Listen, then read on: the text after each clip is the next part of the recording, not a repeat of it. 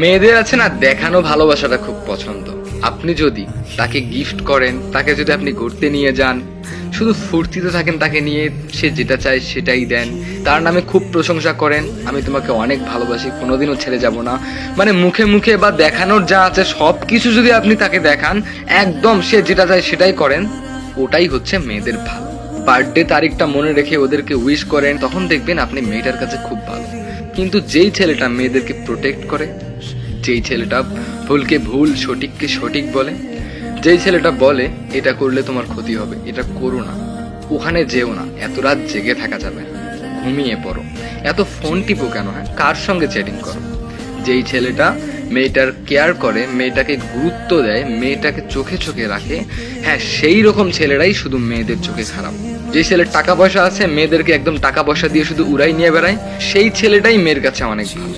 জীবনে যাই পাক না কেন সেই ছেলেটাকেই মেয়েটার লাগবে।